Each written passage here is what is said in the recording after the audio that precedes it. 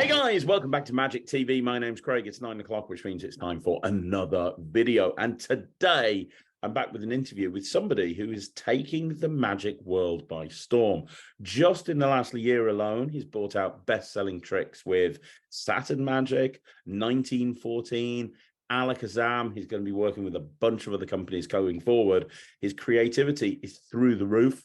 He's also an incredible performer, and I cannot wait to find out more about him and his story in magic.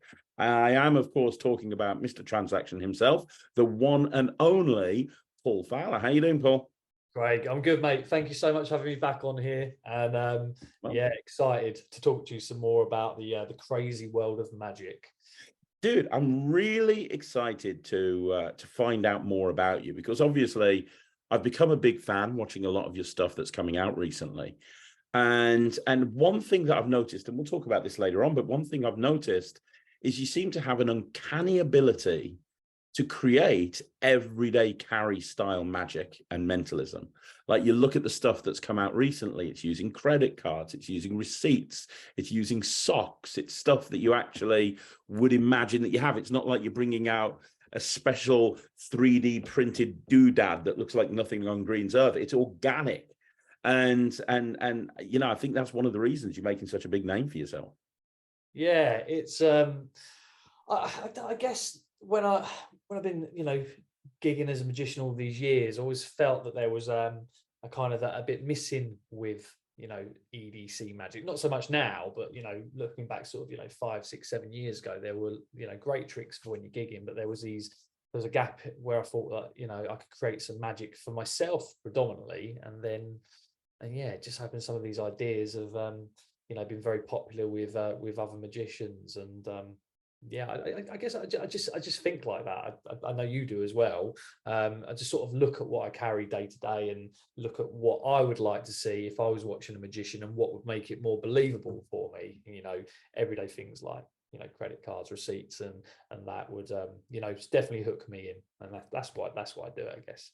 Amazing. Well, I'm going to talk more about your creative process in a bit, but first of all, for people who don't know who you are, and I can't imagine there's many people who don't know who you are with like the notoriety you've made for yourself in the last year. But for anyone who doesn't know who Paul Fowler is, I want to talk a little bit about your journey into magic, and I want to start at the very beginning. I want to talk about your origin story, Paul. So I want to know how you got into magic. Now, where and when did this happen? What did it look like? Okay, so it's not really the stereotypical story of like getting a magic kit when you're younger. Yes, I did have that. I'd like some Paul Daniels set, but I remember getting it and it was too difficult for me to actually do anything with, because it was like these balls and all sorts of things. I couldn't do anything. So I played around with some magic. There was a little set you could buy from the local newsagents that had like a little thumb tip, vanishing the silk and that type of thing, and the coin where you have the bands round and that sort of thing, and a little die in the tube. I did those at school, and didn't really think anything of it. It was really David Blaine that got me into it properly. I remember being, I don't know, maybe like 13 or 14, and I was about to go to school, and my mum sort of woke me up in the morning, as she probably always did back then, because I didn't have an alarm clock or I didn't have any responsibility. So my mum woke me up and went, "Yeah, you got to see this guy."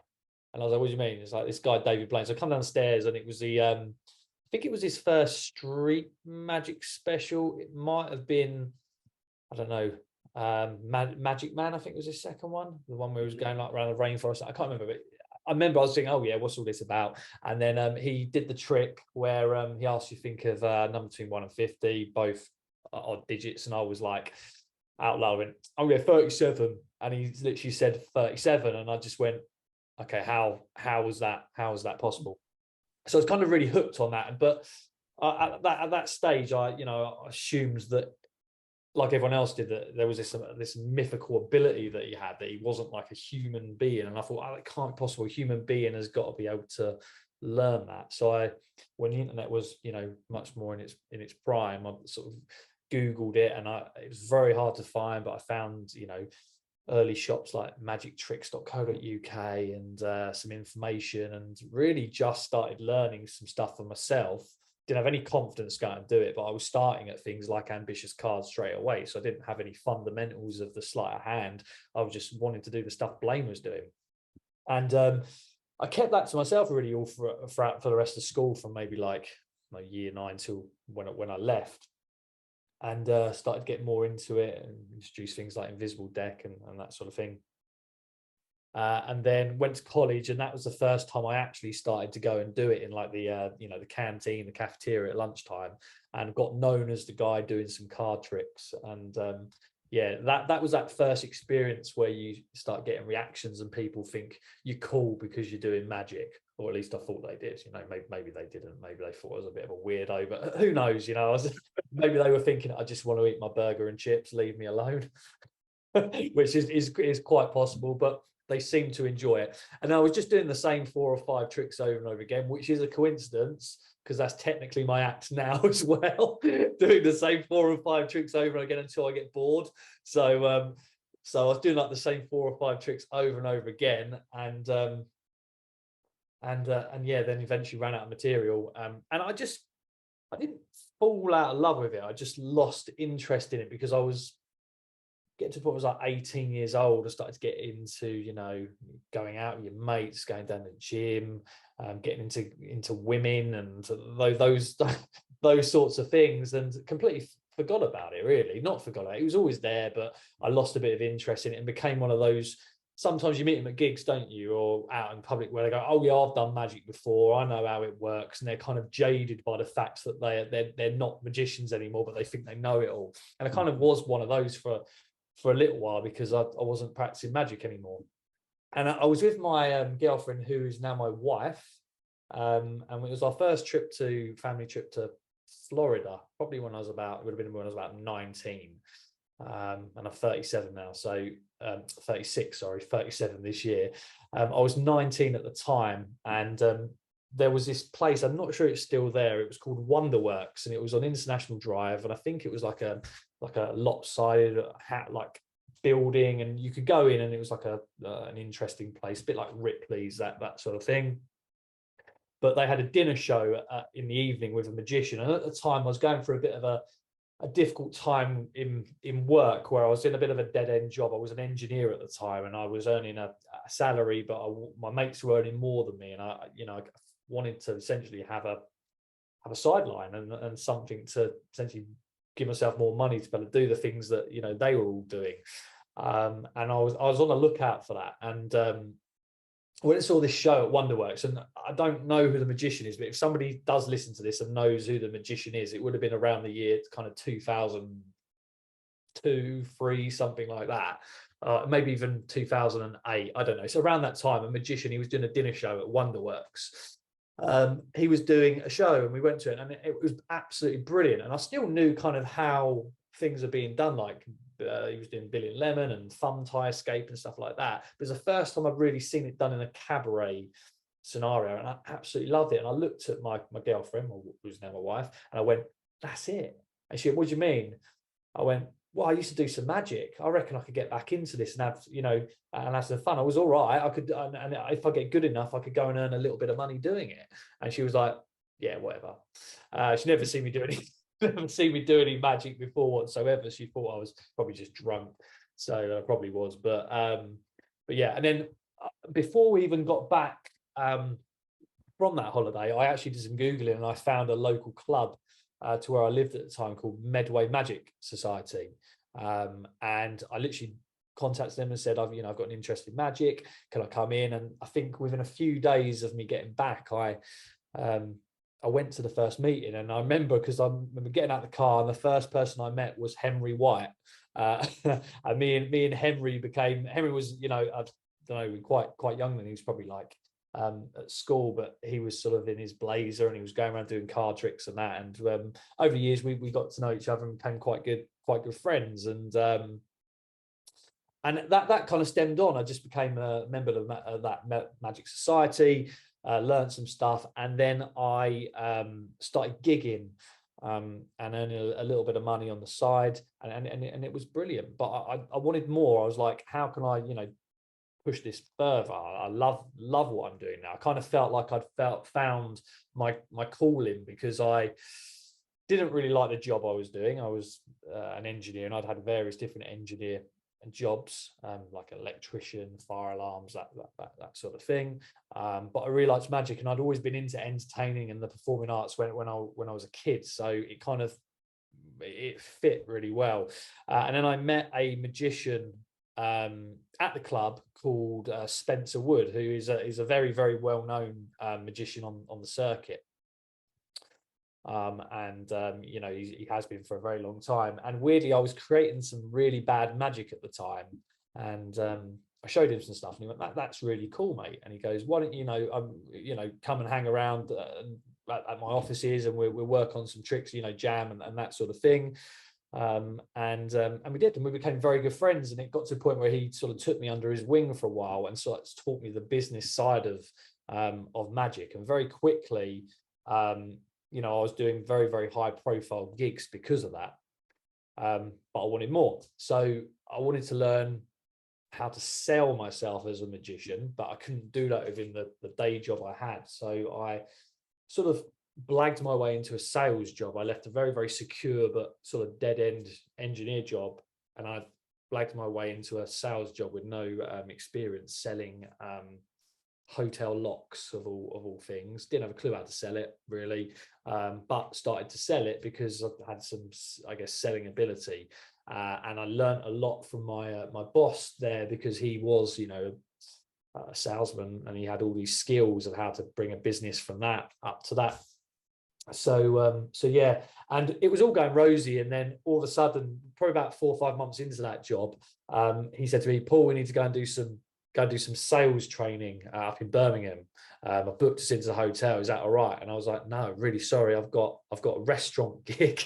I've got a restaurant gig, and our kind of relationship went downhill from that point onwards, where you know, I had to not do the restaurant gig, and rightly so, I guess. Really, now I think about it, but it kind of put a bit of taste in my mouth, and I guess it did him as well. So I stayed at that job for about 15 months, and then I sort of found out that I might not be coming back after Christmas. And at the time, I had a mortgage at the time. I had, you know, a car, and I didn't have any kids, luckily. But I spoke to my wife over the Christmas period and said, "You know, I don't think I'm going to be in this job for much longer. What do we do?" And she said, "Well, you're never going to get another opportunity to do what you want to do." And she goes, "I know you want to have a go at being a full-time magician." She said, "Because what you can do is you can leave that job and go get another sales job for 3 months, and it might not work, or you can write yourself a business plan for 6 months and see if it works." And that's what I did. Luckily, I was doing a lot of wedding fairs at the time, and I was pretty good at selling on the day and getting, you know, deposits. So even just the deposits from those were enough to, you know, pay the bills over the course of the month. And luckily, within a few months, I, you know, was running. We were absolutely flying. There was no looking back, and I was still very close to Spencer, who was, I guess, subbing me out on high profile jobs. And then I became very good friends with Lee Smith. And very, very quickly on, you know, we were doing jobs in Dubai together, and I was doing all these amazing gigs for these magicians. And it was like a luxury position. I wasn't even really doing anything. They were just handing me work that they couldn't do. So it was great. And then I just needed to start learning it for myself, and naturally I started to do that, and that then started to take over the priority. So I started working less and less with Spencer and Lee. And I just, I worked the circuit for a few years, and then the next big kind of break, I guess, came when I saw a great magician. He's actually very, very popular nowadays. He always has been, but people know him a lot more nowadays, and it's a guy called Matt Daniel Baker. Who's, yeah, you will have heard of Matt Daniel Baker now. He's got his own sort of West End show in a venue, and he's very, very much on that cabaret circuit now. Sorry, losing my voice. All right. And we were doing a corporate job together somewhere in somewhere in Surrey, and we were both working a job, and we didn't know each other, but I was performing to a group, and I noticed he was walking round, and he was sort of looking at me, and he said, "Yeah, guys, I'm really, really impressed with what I've just seen."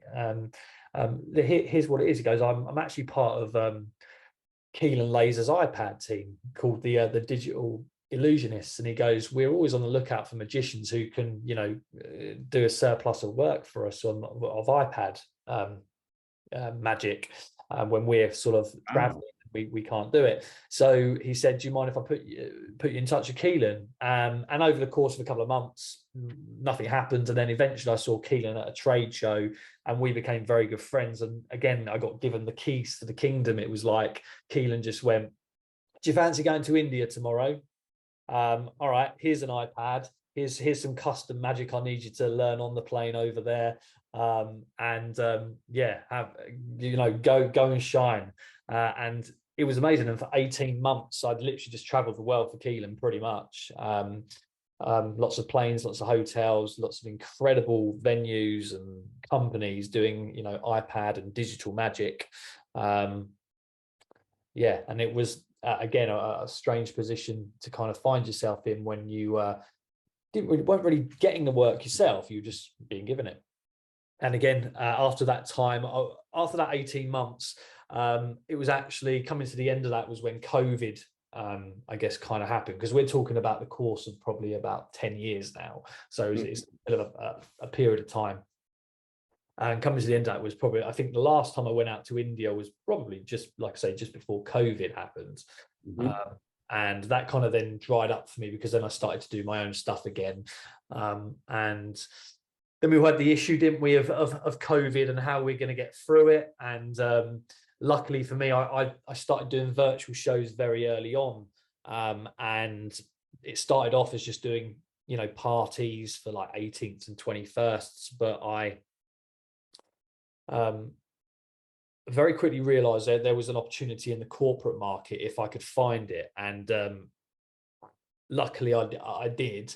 And I, went from having probably should have been the worst 2 years of magic to probably having the best 2 years of magic, because I didn't need to leave the house, which I didn't have any expenses. I think the first December of COVID, which would have been December 2020, I think I did about 106 virtual shows in less than 3 weeks. It was that busy, where they were just lined up one after another. Like, at one point I was doing like 10 to 15 shows a day back to back. It was crazy. And it was back at that time, you could name your price as well. There was no industry standard for being a virtual magician, because nobody had done it before. So some magicians went in low, some went in high, some went in the middle, and it was all about finding a place, because you could literally say it's this much and a client wouldn't have anything to base it on. So it was an interesting time, and luckily a good one. But throughout that time, because of what I just said, that there wasn't really an industry specific thing you could do. There weren't tricks that were put out. It wasn't like, you could see, I know, Craig Petty at a close-up gig doing those tricks and then go, "Do you know what, I'm going to replicate that," because there wasn't that with virtual work. So you had to kind of create your own stuff very, very quickly and fail, because a lot of it just didn't work online. And then over the course of months, you would learn what did work. So what that did was it taught me to kind of create something. It taught me to create a show where I could literally, and it was the first time it ever happened, where I knew my show so well. And weirdly, I did one a couple of days ago, and it was like I got straight back into it. But I did my show so many times, and and I knew my show so well that I could play around with it. That everything was so slick. I could pretty much engineer every joke that I wanted an audience to say, because I knew exactly what other people had said at what periods throughout the show. And I'd never had that before, but it was a great feeling. And then when COVID ended, I kind of felt a little bit disappointed that creative spell was going, and I was going to be back out, gigging in the real world. And I'd had a lot of ideas over the years, but for confidence reasons, well, yeah, for confidence reasons, I didn't really feel like, you know, I didn't feel confident enough in the magic world to release material, or I'd sent ideas in before to you know, magic dealers, and they've not been interested, so that does not give confidence as well. And I just hadn't done anything with it before, so I decided that I was going to get a trick released in 2023, well, 2022, which would have been last year. That was my goal, right? It was, I want to get a trick released. I've got all of these ideas. Surely one of them, you know, because as you know, Craig, as a creator, maybe not so much nowadays for you, because your tricks are all hits now, but for us mere mortals, you know, we you know, it's kind of that iceberg principle. And and even now I'm getting people like contact me saying, you know, how do I get a trick released with, you know, Alakazam? And there's no really easy answer for that. Is that I could send in 10 ideas and 10 of those could get rejected, and then I could send in 5 ideas and then one of those might get accepted, you know. So it's, you just never know. I think now that I've been creating for a little while, that you start to get an idea of you know, the sort of dealers that would like a particular trick, or you learn the skills of a particular dealer, so you know potentially which to offer it to. But yeah, so sorry, I completely went off on a tangent then, didn't I? So Oh, this is fascinating. I'm loving every second of this. So yeah, I went back out in the real world and I was like, I'm going to release something. And I had the idea for Overdraft, you know, years before, and I'd had the idea for Transaction, but again, I'd never kind of done anything with these ideas. Also, I think thinking back, because I had things like I've still got kids, luckily, but I've got my kids, I've got a mortgage and cars, and all that sort of thing. I kind of suppressed that side of me because I felt I needed to earn money to pay the bills, and obviously I still do. So I didn't let that side of me shine. So I made it a bit of a kind of internal target, and that was, number one, to get my business back to where it was pre-COVID, without the virtual gigs, obviously, and number two, to actually release some magic and spend some more time in the magic world. And within about a week of that, I had D. Christopher taking on what became Overdraft, and yeah, that's kind of where it's gone. And then I've just got a bit more confident with the creating side of it over the last year, I guess now or so. You know, some tricks aren't for some people. I know that. I create magic for me. And I think that's hopefully what people will see when they see my releases, is that even if it doesn't fool you, I'm not creating a puzzle for a magician. That's not what I'm doing. I'm creating magic that is going to definitely work in the real world, because I don't want to. The reason I create it is because, as I joked earlier, when you're performing those 5 tricks over and over again at a gig, you become bored, you become complacent. And I've suffered that. I've literally gone and done gigs over the years where I felt like I'm on autopilot and like I'm not even present in the room, you know, because I'm just, and I've joked about this with other people as well, where you can literally go, I could have literally gone to a gig, and I did, and I would have done extreme burn and card to wallet for 3 hours, a corporate walk around, and never have to deviate away from it. And I didn't want to be that person. I wanted to actually always enjoy what I was doing. So now I create magic for myself, and I can then perform that at gigs to fill that void, that stop that complacency. And yeah, it just so happens that some of those tricks that I put out, I don't put everything out. Some things I keep for me, but some of those tricks, you know, people are enjoying. That's amazing. I've got lots of questions. That was fascinating, because I don't know you that well, and I learned a lot about you from all of that. But I have questions. I have lots of questions. I was listening and I've got lots of questions. So the first question I've got is, can you give any advice on going pro? That's a question I get on this channel all the time. I'm a semi-professional. I go out and gig occasionally. I've got a residency, whatever it may be, but I hate my job. I want to go pro. Now, from what you said in that situation, your hand was kind of forced in a way. You could have gone and got another sales job if you wanted to, but because I hear advice a lot from people and they go, oh, make sure that you've got X amount of bookings in that replicates the income that you've got from your job. Make sure that you've saved up this and that and the other. It doesn't sound like you did that. It was kind of a case of, fuck it, let's just give it a go and see what happens. Like, was that the case? And do you have any advice for people that are wanting to follow their dream like you did? So I do have some advice, and it kind of stems back. Sometimes when I used to go to lectures when I was younger, right, it wasn't the tricks I would actually take away. It was like a little nugget of information. And that, weirdly, I didn't really put two and two together until just now, but it was actually something that I heard at Lads, and which would have been something you would have been involved in years and years ago, right? The Lads convention. It was when Garrett Thomas was there. And he made this, I don't know how long ago that was, but it would have been some time ago, right? I had hair, no tattoos, and I was a lot thinner. That's how long ago that was. But I remember him saying something, and it stuck with me ever since. And it was along the lines, I don't know the exact terminology, of if you're going to be a magician, be a magician. Don't be an electrician, don't be a builder, be a magician. All right. And at the time that infuriated me because I was an electrician, an engineer, doing tricks on the side. But when I went away and thought about what he actually meant, was what I took from, because at the time I wasn't performing, own that being a magician, right? Own the fact that you want to be a magician. So first of all, own the fact you want to be a magician. It's not an easy road, especially now. That's some advice I can clearly give you. It's a lot harder now, I think, post-COVID. But the best advice I think I can give anybody is that I think you need to have jobs before becoming a professional magician. And the reason that being is you're going to learn skills of how to deal with different characters of people, because at different gigs, you're going to deal with different characters, different temperaments of people. But not only that is you will, if you hate your job or your jobs before that, you know what you are going to have to go back to if this doesn't work out.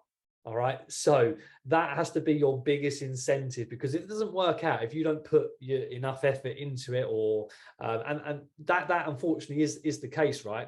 Yes, there were situations, in my story where gigs kind of fell in my lap, but those I had to put the work in. I had to, travel around the world. I was doing like 3-4 countries a week at one point. This was tiring stuff. But you need to know a little bit about the world with magic, because what it does is it eliminates the awkwardness of when you're at gigs. Because I think some of my success of being a full-time magician is that I've worked in an engineering role. I've worked in kind of sales, so I've been dealing with like business people as well, and some of that's gone to the high end. So some of the gigs I've done over the years have been pub gigs for John the Builder, who every other word is a swear word. I've done a job for Tiffany and Company, and in Bond Street in London, where you wouldn't hear anything like that. Okay, and if anything came out your mouth like that, you'd probably be asked to leave immediately. And as a magician professionally, you need to be able to mirror the people you're performing to. All right. So and what I mean by that is, I don't play it safe necessarily when I'm at a gig, but if I'm at a hen do, for instance, or if I'm at a gig where people are being a bit effing and blinding and swearing, then I'll relax a little bit, because I want to fit in with those people a little bit more. But I'm not going to let that be who I am all the time. I'm going to change kind of the way I perform slightly, not the tricks, but how I perform, depending on the type of person that I'm performing for. And I think that's important, especially if you want to do this for a living, because that is how you connect with people. And another bit of advice for you is, maybe you agree with this, Craig, maybe you don't, but I always think you should dress how your audience are dressing as well. So, and the reason I say that, I'll clarify that in a minute, but what I mean is, if they're wearing kind of casual suits, then you wear a casual suit as well. If they're a bit more casual, if they're a bit more formal, like black tie, then you wear black tie. And the reason I say that is, one of the first professional gigs I did was in a pub, and everyone was in shorts and t-shirts, and I turned up in a 3-piece suit, and I looked like an absolute idiot. And everybody and not just that, but nobody could connect with me because I wasn't on their level, because I was this guy in this suit and I just stood out like a sore thumb, you know, and I was doing magic. So when I perform magic, my kind of whole act, I guess, is that I'm your mate, but I've got something incredible to show you. I've got like this weird skill, and I find that gets me in, connects with audiences that, you know, most types of audiences. So yeah, I don't know, was that some advice? Yeah, no, that definitely answers the question. And did you mentioned when you went pro, you talked about, hey, I'm going to put together a business plan. Yeah. Did you do that? Because I find a lot of magicians, when they go pro, their business plan is, I'm going to go pro and hopefully book some gigs in. That's my business plan. Like, how important is it to actually have targets and analytics and a plan of what you're trying to hit? Because it sounds to me like, listening to your story, you'd given yourself 6 months. Yeah, so you're like, hey, if this doesn't work after a period of time, you know, I'm gonna get out. Yeah, exactly. Because I'm gonna run out of money. Like I say, I wouldn't say I had a business plan like, you know, something from The Apprentice or anything like that. It was, I probably still got it somewhere, but it was maybe 3 or 4 pages long, and it was just a month by month, week by week thing of what I was going to do to get gigs in. And I won't lie, again, I've heard these things, but when you go full time, right, it's like something, when I went full time, and I've heard this with other people as well, is it's like the rule of attraction thing, okay, which is like a book I think you can read, and a theory on it. But all these opportunities started happening that just wouldn't normally happen. Like I remember being about 2 weeks into being a full-time pro, and I probably had maybe 4 gigs in the month. So it wasn't good. It wasn't good, you know, it wasn't a good start. But I was proud. I was, you know, I had to go a long way to get to that point. And I remember laying on the sofa watching a film, and all of a sudden getting a text on my phone at like 10:30 at night. Hi, Paul, this is so-and-so. I've been given your details by someone that's met you before. We're hosting this these fun days. Are you available for 14 days in a week's time? And I was like, what? And I was like, what? He's just offered me 14 days. He goes, by the way, if you can put together a show for us, that would be great. Actually, no, sorry. The first one, they just wanted me to entertain like queue lines at like this summer sort of family event, just going up and down the queue. And I was like, yeah, I can do all those dates because I don't have a job anymore, right? So and that kind of just came out of nowhere. And then I then sold on to the fact that, how about I do like a family like cabaret style show for you? And that was how I engineered that, was then how I learned how to do cabaret. And I now do, you know, cabaret at like after in a corporate on a much higher scale, but all because I kind of then kept that contact going and then offered them a show and that type of thing. So yeah, there were certain situations which helped me out. And again, Spencer was great in those days because he was someone I could call and speak to every day if I was, you know, struggling, because it's the mental side, you know, of that as well. I'd gone from having a very boring but secure job, well, not the last one as you've just been told, but yes, that hand was forced, but I can't tell you the pride I had when I walked in after the Christmas, and I decided that I was going to hand in my notice, and I walked into that office and I went, I'm leaving.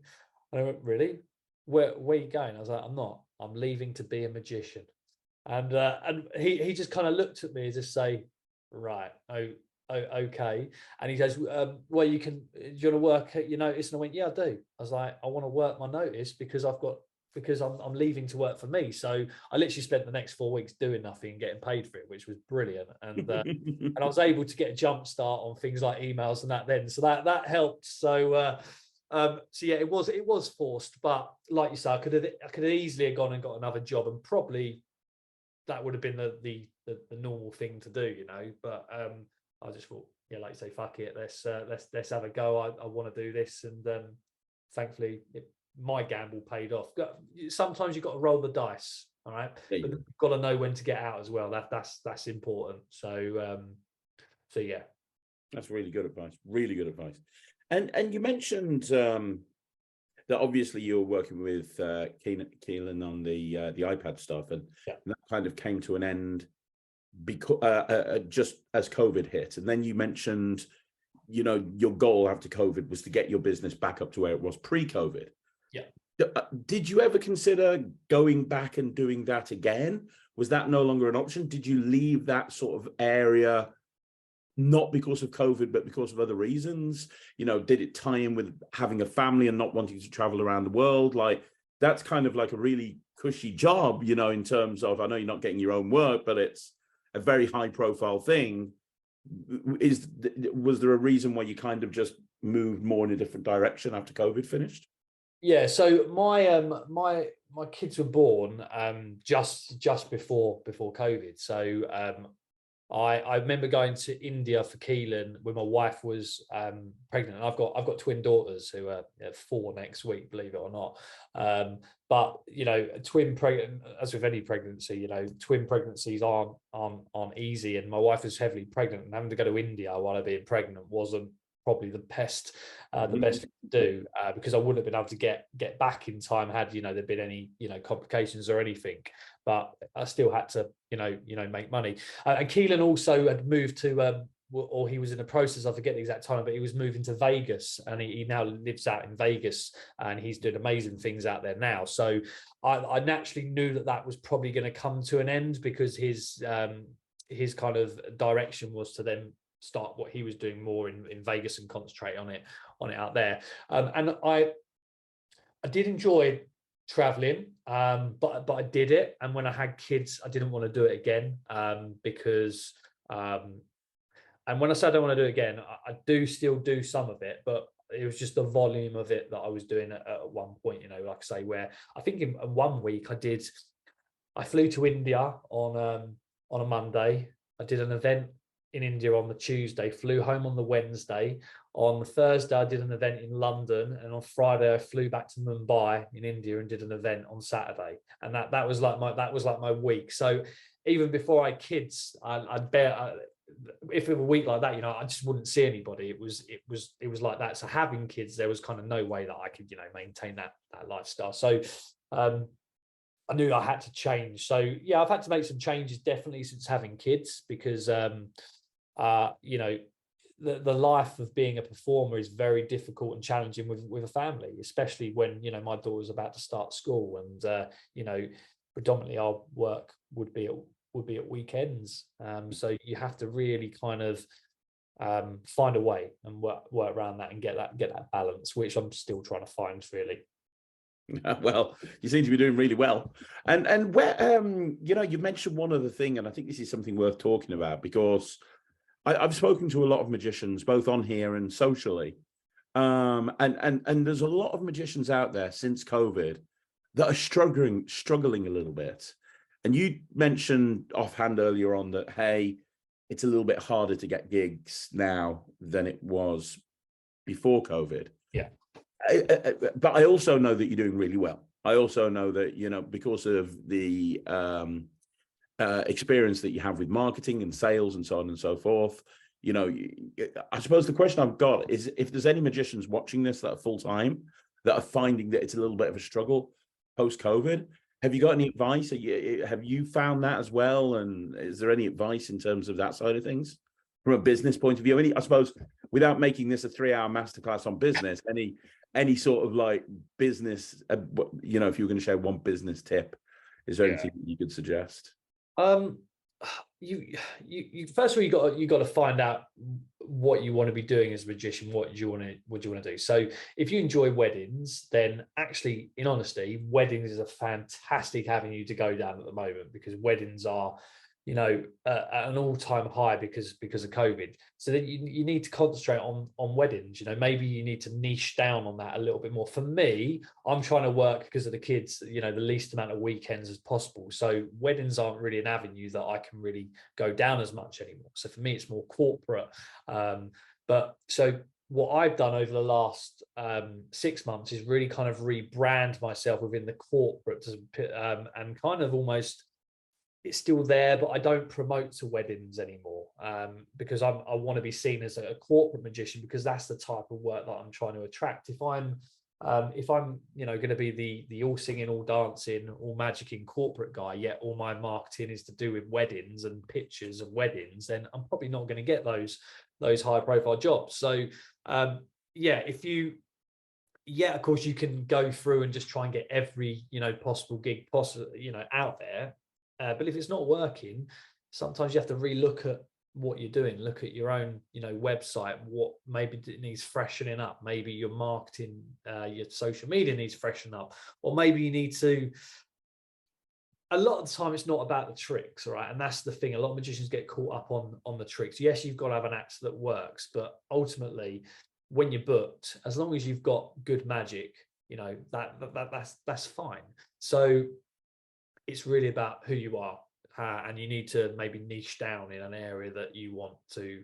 If you notice you're getting more bookings on the party side, let's say I don't know, if you use a CRM or something, I do. If you use a CRM and you're finding that you're getting more work for 18th, 21st parties, then promote for those, because there's something going on there maybe within your own marketing. So you might need to niche to find them a little bit. I guess I don't know, that would kind of be the advice. That's what I've done anyway with the corporate side of stuff. That's great. And on that subject, obviously creating magic is a second income stream. Let's talk about creation for a little bit. You mentioned when you were chatting that you got turned down before you actually had your first release come out through the 1914. Yeah. I suppose there's a lot of people watching this that want to be a creator in magic.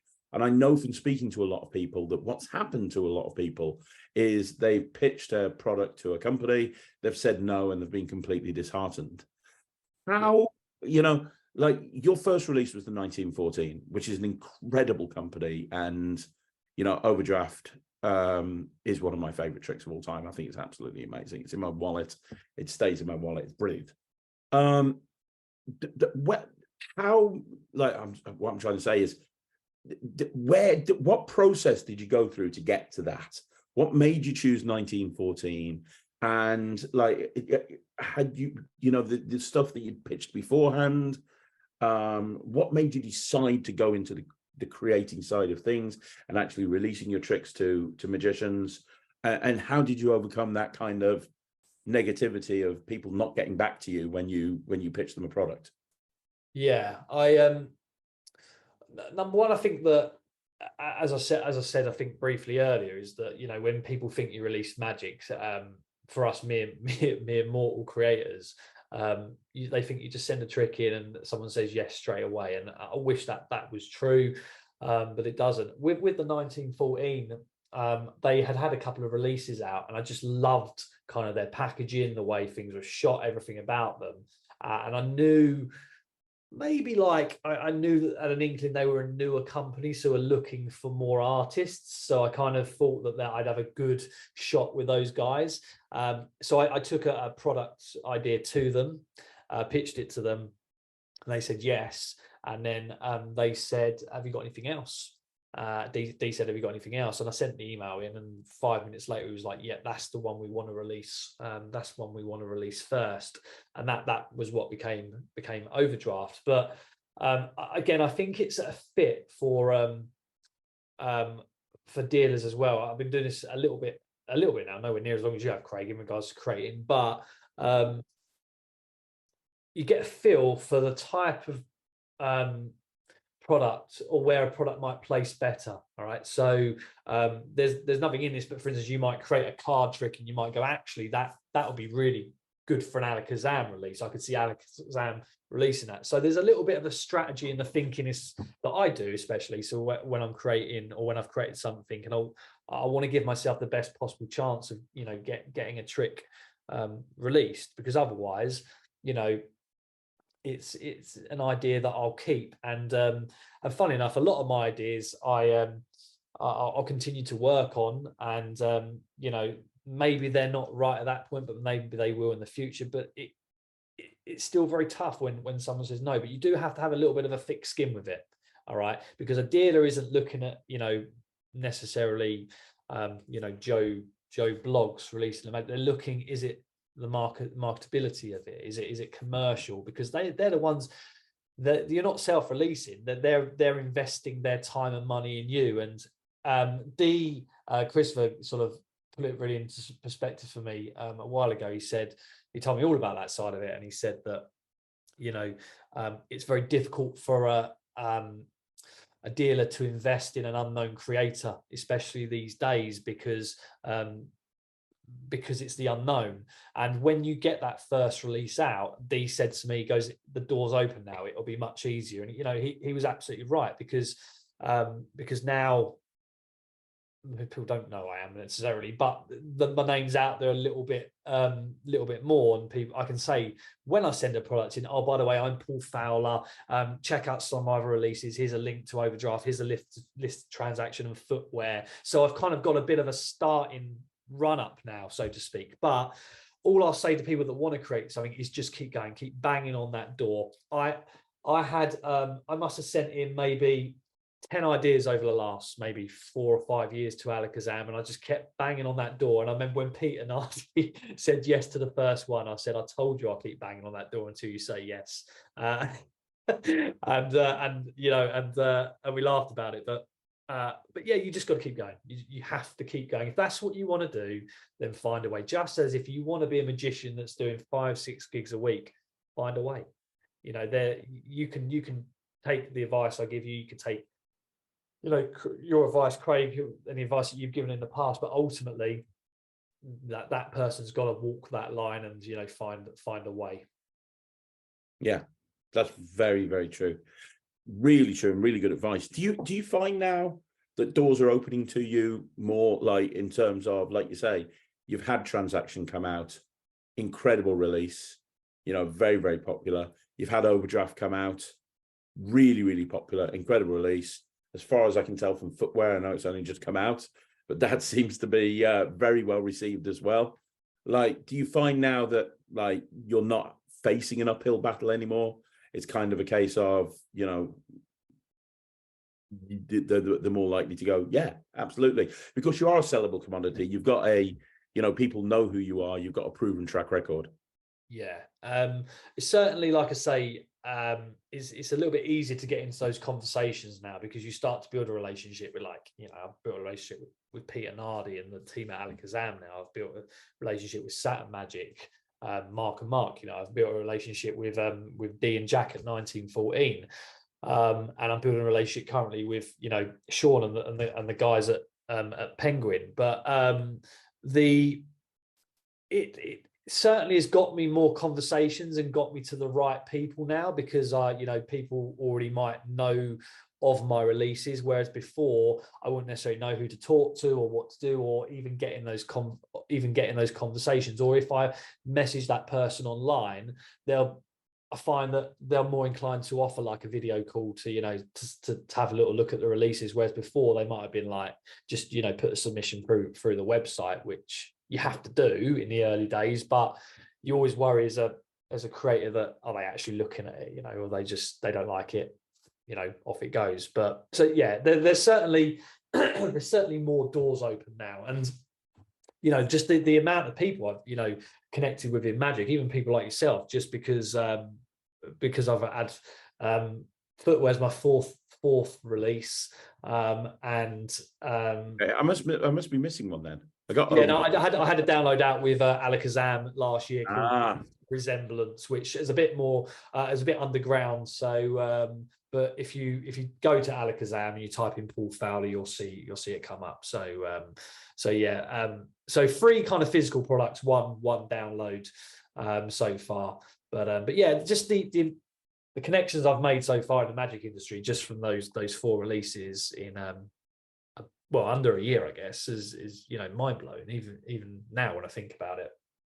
And you know, you talk about being a business person and spending a lot of time developing your performing side of things.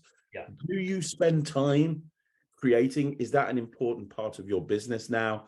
Are you sitting there thinking, you know, right, okay, I'm going to start creating something else, I'm going to go through that creative process? Or is it more of a case of, I'm a magician, But, you know, when I've got an idea, I'm going to nurture it, I'm going to create it, but I'm not going to force that. It's not a big part of what I do.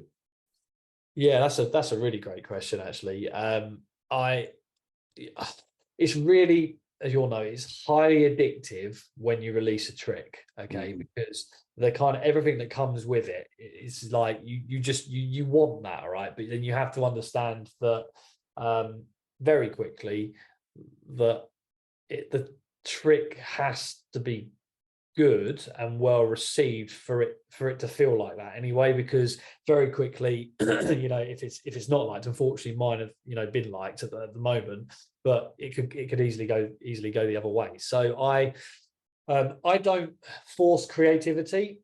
I've tried to on numerous occasions and it just doesn't work. I actually find that when I tend to create more, for my creative processes, I tend to get inspiration from things that I see in shops and stuff like that, or when I'm out and about, and I just sort of see something and think, oh, that, you know, that'd be good. That'd be a good thing to create magic with.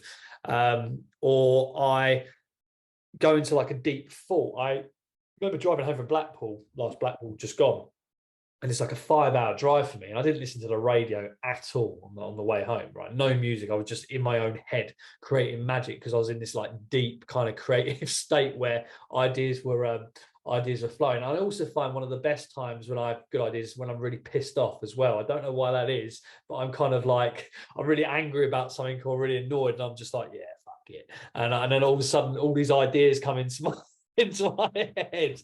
So if maybe I should just get something to wind me up constantly, and I'd come up with lots of ideas.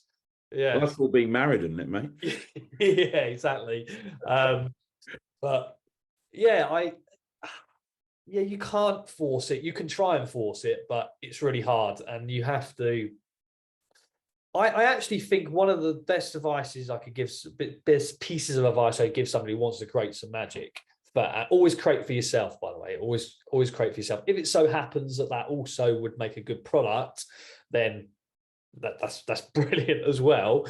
But create for yourself, because it's you then, and that's how you add who you are to what you're doing. But what you should do, and this is what I used to do, is I used to look at my gig bag, used to open it up at gigs, and when I was feeling complacent because I was performing the same tricks over and over again, I'd go, wouldn't that trick be cool if I could do it with that? All right, wouldn't that trick be cool? That's a trick I love performing. I know at the back of my hand. But what if I, you know, took away the card box and then added that in? Or what if I'd stopped doing Jay Noblezada's 5 and 1 switch, and I had some credit cards made that had that method on.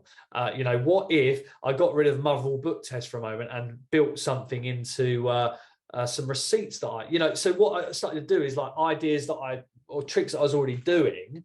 I thought, how can I make them my own, and take those plots and kind of spin them on their head, but to make them my own, because I think that's probably the easiest way to do it for somebody that wants to create magic. If you like doing ring flight and you love ring flight, it's like your calling. Will find a way to do ring flight that's different. You know, that's the simple way of doing it. Maybe get rid of the ring and do something else, or you know, don't have it go to a set of car keys. Have it go.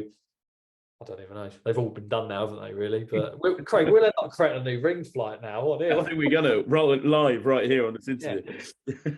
Yeah. So I think that's a really good tool. Actually, look at what you've got in your close-up bag and go. I really like that. Like, because some of the stuff, I love stand-up Monty, and although it's not a releasable product, instead of doing it the way everybody else does it, you know, I thought, oh, it'd be cool if I could do this and change these gags up and have some different cards printed, and then I'm performing essentially the same method but my own version of it. So I just made it my own, and I still do create a lot of magic for me. So some things I keep for me, and then some things I you know want to share with the magic world. That's cool. That's really cool. That's great. So what have you got coming up in terms of releases? So obviously we've had the 4 that we talked about. You just name dropped Penguin, and you said you're building a relationship up with Sean. So are we going to be seeing Paul Fowler releasing something in the future with Penguin Magic? Yes, I've got the biggest magic shop in the world. I mean, it is like the thing. When I started working with Penguin, I was like, okay, this is cool. Yeah,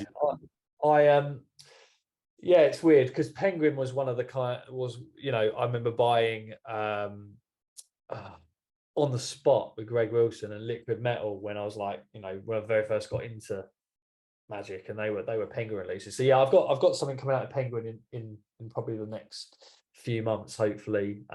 Just waiting on a bit more info from that. I've also got another trick Pete and Artie has bought the rights off me for.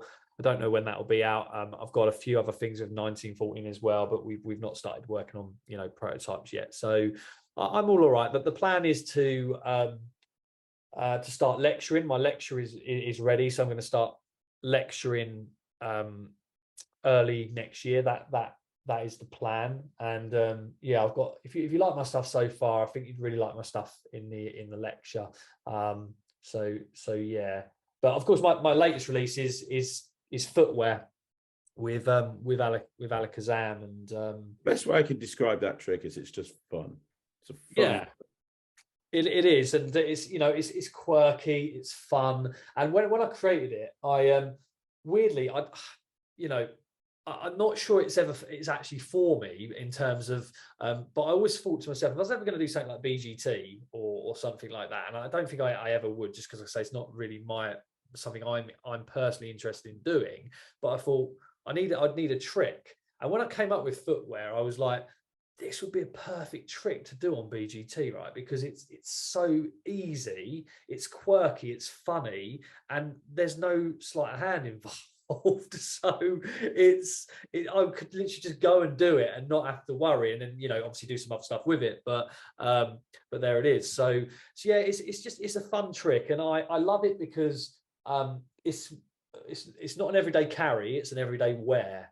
I remember Colin McLeod saying at one point, he was talking about his Superman thing he did on the Raw Variety Show, and he spoke about he wanted to become the prediction, and that's essentially what I wanted to do with this. I wanted to become the prediction, and always have it on you, or have it on me. So yeah, and that's what we create with footwear. And then and you'll know this being a creator, that was kind of the end goal, right, of having what the sock part of the trick is. And then I thought, oh, wouldn't it be cool if I could do this? And that became a card to impossible location as well. And then when I realized I didn't need to do any other work to do that, I kind of had these kind of like butterflies in my stomach, because I was like, oh, that really works. All I have to do is get a card chosen and the trick's done. That is literally it. The card is chosen. I hand the deck to the spectator, and the trick's over. Yeah, and that became footwear. That's great. That's brilliant.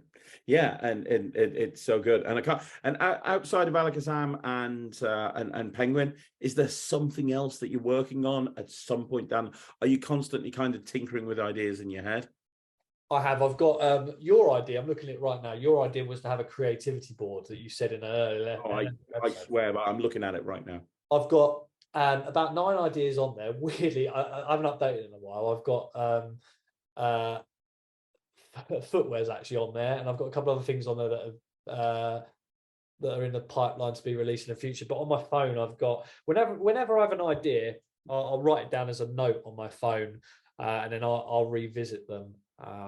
And there are a few things that I've come up with a lot of ideas over the course of the last few months. There's a couple of things that I think I've got good traction that I need to kind of work on, but haven't created any prototypes from yet. I've ordered parts to do that, but yeah, just with like family life and gigging, and with the release of footwear, it's just finding time, right? Time is just the biggest currency, and it's in high demand at the moment in my life, at least, with my girls and my wife. So yeah. Perfect. And I got 2 more questions for you. And the first question is, obviously you've released all of this magic. Are you going to be lecturing at some point? Because honestly, with your experience, both in terms of as a performer and a creator. You know, you could have an amazing lecture on commercial close-up magic, you know, all of the stuff that you've done, maybe some business advice in there. I think that would be an amazing lecture. Yeah. So yeah, lecture is ready to go. It's just, again, it's just getting to that point of, you know, getting the bookings for it. So the plan is to do that early next year, start lecturing early next year, at which point I always wanted to have 5 tricks out before I started lecturing, because I don't know why, I just sounded like a good number of tricks. So when my Penguin release comes out, that will be trick number 5, and yeah, then the lectures will be kind of, you know, my priority for a while at least, to you know, start showing a lot of magic, because I've got a lot of stuff that I've created that isn't necessarily isn't commercial enough to release as a product, but is definitely commercial enough for a magician to perform and want to perform, if that makes sense. Yeah. So I've got a lot of material like that that is in the lecture. So I'll, yeah, hopefully start sharing that with people early next year. That's amazing. That's great. And the last question. Yeah. What's next?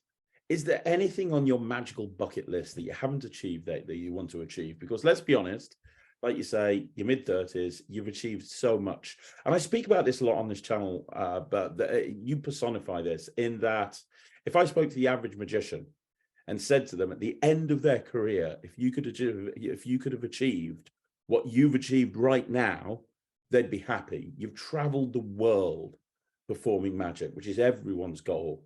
You've made a living doing what you love and support, you know, you're paying your bills, your mortgage, bringing up a family, doing something that you love. Not only that, you've released best-selling tricks with some of the biggest companies in the world. You've become very well known as a creator, as an innovator. You know, you've worked with some of the best outside of creativity. You know, you've name-dropped Spencer Wood, you've name-dropped Keenan, you've name-dropped Lee Smith. All of these are juggernauts in our industry. And you've done all of that, and you're mid-30s. I mean, you wow, seriously, dude. I mean, you've done so much. Is there anything left where you go, you know what? Because I can also tell that you're quite a goal-driven person as well. Yeah. So what's in your magical bucket list that you haven't done that you want to do?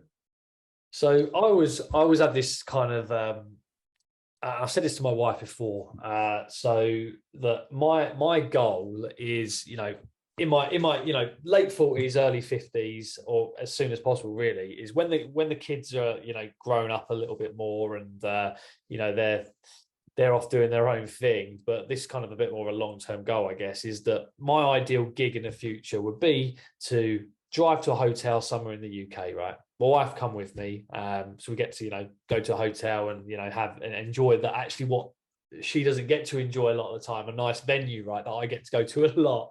So she'll come to the hotel, get a free night stay over and a nice meal and that type of thing. And I'll go and do a sound check at 4 o'clock for a cabaret show, hang out with her in a spa or whatever, then go on stage at 9 for a 30-minute cabaret, and then that's it, go home after the next day, right? And then do that a couple of times a week. That would be the ideal, like, career in magic in the future. But at the moment, my big goals of what's next are continuing to become, I guess, a big name on the corporate circuit. And what I mean by that is, you know, I want to be like your David Mead, your Luca Volpes, and that sort of people, the people that do all these conferences, and they're like the go-to people within the corporate side of stuff. And the other thing I've been working on a lot recently is having a cabaret corporate act as well. So I've put a lot of time and investment into, you know, a show reel and doing that. So I've got a lot more, you know, big cabaret shows lined up this year, like at the Grosvenor in London, and yeah, and it's all a learning curve, you know, because, you know, a mini cabaret at a wedding, which I used to do a lot of, is very different to a cabaret after dinner for you know, 300-400 corporate suits who are all drunk and don't really want to be there, you know. So it's all it's all a learning curve. But yeah, that's kind of where my goals are now, is that, like I say, I don't really want to work weekends. Do you know what? And it's not my fault. It's Paul Brook's fault for that, because years ago I met Paul Brook at a trade show, and he said to me, He goes, the best decision I ever made, Paul. He was talking to me. Paul was obviously talking to Paul, but he said, the best decision I made, Paul, he goes, is I've taken December off for the last, 5 years of the family. And I looked at him, and at the time I was like, isn't that the highest earning month? And he went, no, because of the way my business is. He goes, I get to take the entire December off. So he kind of planted that seed in my mind. And I started doing the whole weekend thing a while ago, where I don't work weekends. And although I do work some, I work a lot less. And I think I've made a good choice, especially because of the time that gives me back with my family. So yeah, the goal is to more corporate, more cabaret, and to get a balance, more of a balance with family. That's great. That's really cool. Yep, nothing more important than family. Nothing more important than family. That's fantastic. That's genuinely fantastic. Now, here's a question. If anybody wants to buy any of your tricks directly, do you have a website for your own stuff, or do people get it from magic shops? Like, how can, if somebody's listening to this and hasn't heard of you and they're like, you know what, I want that, that, and that, can they reach out to you, or is there a place to? Yeah, they can do. Yeah, really, I should have thought about that. Shouldn't I? I should have set up like in fact, Craig, before me and you should close this down right now and set up a shop, shouldn't we? No, you can. I've got some units available of all my releases at the moment, so you can contact me through Facebook or Instagram. Paul Fowler Magic, or drop me an email, info@paulfowlermagic.co.uk. Yeah, let me know what you're interested in. And if I haven't got any in stock, because hopefully they will be sold out at some point, then I can definitely point you in the direction of a dealer that will have it in stock. But yeah, you can. I've got some units, so we're good for the time being. That's amazing. That's fantastic. You know what? This has been an incredible interview, and you are very inspirational. You really are. You've achieved so much. You're a really driven person. You're making big waves in this community, and you've just come out of nowhere, and it shows that you can, it's just what you've achieved is just mind-blowing. It really is, in such a short period of time as well. I rarely see people come in and just kill it with their first release and continue to kill it, and that's something you've done. So seriously, congratulations, Paul. It's been a fantastic chance for me to get to know you better as well. Yeah, thank you, mate. Thanks for having me again. So yeah, really, really pleased to be back on your channel. Well, I'm a big fan, as you well know. So yeah, absolutely honoured, mate, to be here. And yeah, hopefully there'll be another release out at some point, and we'll talk again. We're going to talk again, absolutely. Guys, do me a favor, leave a comment down below. Let Paul know what you think. I'm sure he'll read it. And just buy everything that this man comes up with, because it's all golden. Trust me. I'll be back again soon with another video. But thank you very much for watching. On behalf of Paul Fowler, this was Talk Magic, and we'll see you again. Thanks very much for watching. Paul, one more time. Thank you, my friend. Thanks a lot.